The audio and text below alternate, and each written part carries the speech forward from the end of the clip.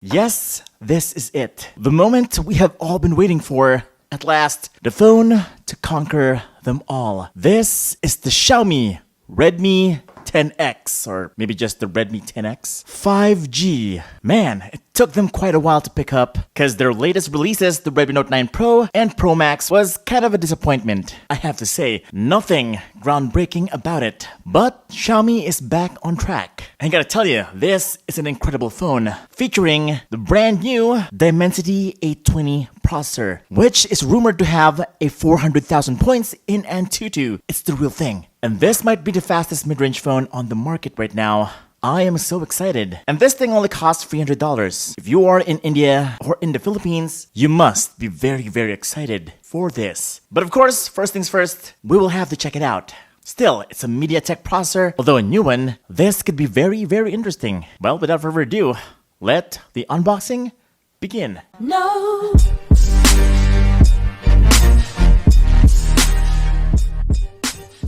Alright, here we go. Here's the box. Me, Redmi 10X. And I found this. High-res audio. Wow. And I got here 8 gigs of RAM, 128 gigs of internal storage. Wonder what's inside. Well, obviously, the phone and a bunch of accessories designed by Redmi. Wow, that has got to be special, I guess. First off, we get a SIM ejector pin, some papers, the manual and the warranty card, and of course, the jelly case. There's your square camera or rectangle, and there you go. Here's the phone. Okay, so it does look like the Redmi Note 9 Pro or 9S or Pro Max. Let me just put you here for now. Wonder what else is in the box? We've got a USB Type-C port right here and a 22.5 watt charger. And that's pretty much it. Let me just slip this off. And here's the phone. Wow, shining, shimmering, splendid. It certainly looks like the Redmi Note 9 Pro in terms of weight, build quality, and construction. From the cameras, the shape, the logo, they are pretty much the same. But it's a lot cleaner because this, my friends, is the China version. As you can see,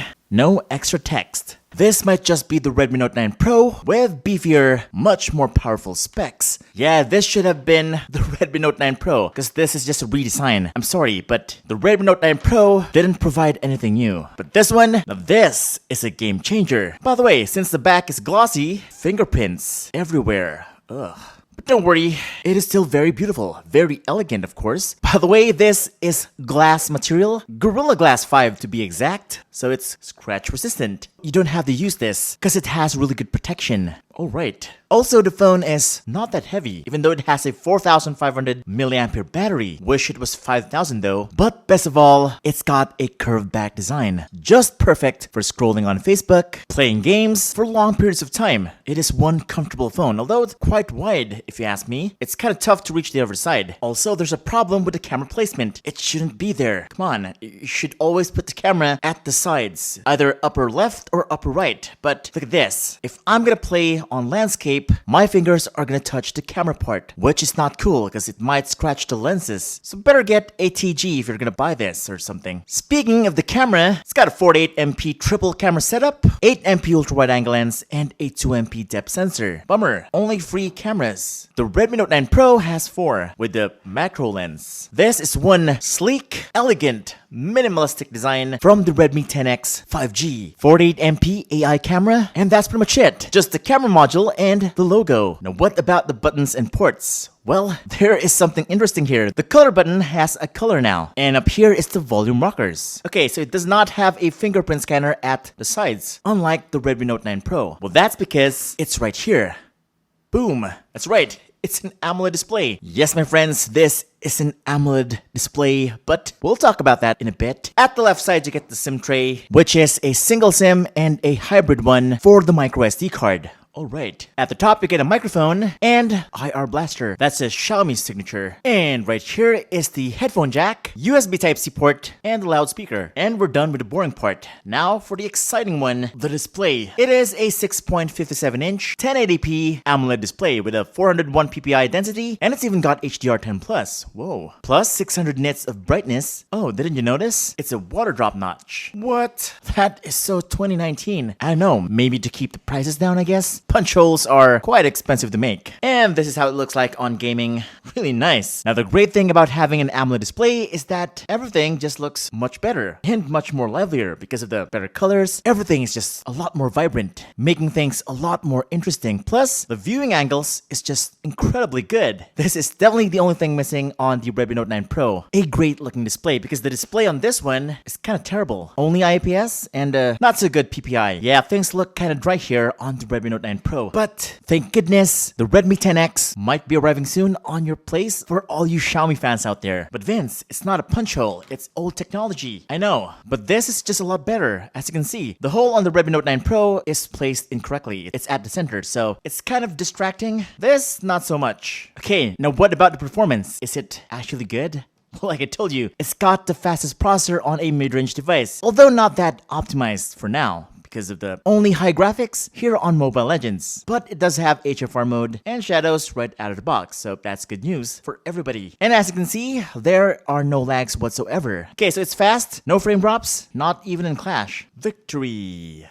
Now the moment we have all been waiting for, the Antutu benchmark. That's right, you're looking at it. 402,000 points on Antutu benchmark. Let me just show you how smooth this is on the actual benchmarking test. Oh my god, that is on a mid-range device? Crazy. That was not even possible even last month. It was only possible starting with his phone. Look how smooth that is. This is only $300? What? Okay, so like I told you, it's not that optimized yet, at least for some games. For example, Call of Duty, it's only medium graphics. Like why? Although it does sound good. Oh wow, that sounds amazing. I forgot, it does have high-res audio, just like on the box. Well, it could have been better though. Just needs a little bit of tweaking and optimization from the developers of Call of Duty. And what?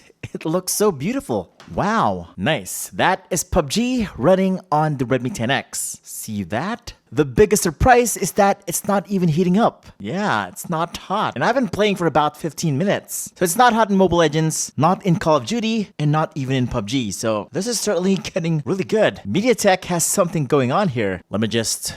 As you can see, it is only 37 degrees Celsius. Did you know that the Helio G90T processor on the Redmi Note 8 Pro actually is as hot as 45 degrees Celsius?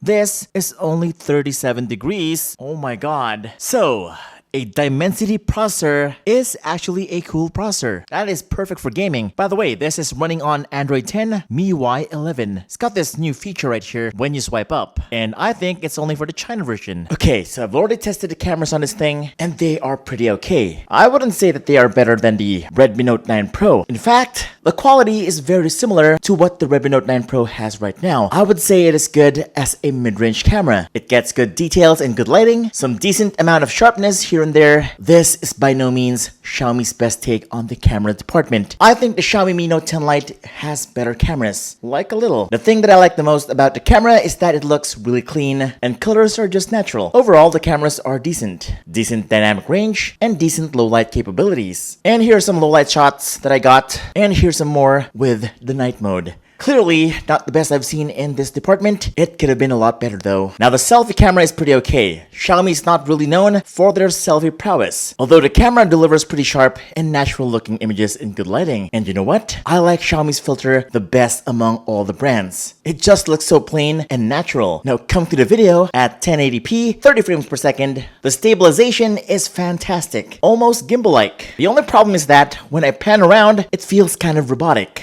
Although the image quality is pretty good. Bumping it up to 60 frames per second, it kind of loses some of the great stabilization, but it is still very usable. I would highly suggest to use a gimbal for this setting. And of course, finally, we have 4K at 30 frames per second, which delivers a slightly oversaturated color profile. And yes, there is still a bit of stabilization, and is still quite usable. Alright, so far so good. That, my friends, is the Redmi 10X 5G. It could come in the Philippines, it could come in India, and might be the first, most affordable 5G smartphone like ever. But the big question is, how much? Well, you're not gonna believe this. The 664 only costs around $220, which is 11,000 pesos here in the Philippines, and the biggest one you can get, which is 8256, is only 340 US dollars. It is crazy. That is just super affordable, and this should have been the Redmi Note 9 Pro or the Pro Pro Max with the AMOLED display and the fast, super cool processor Dimensity 820. On paper, it is looking pretty good.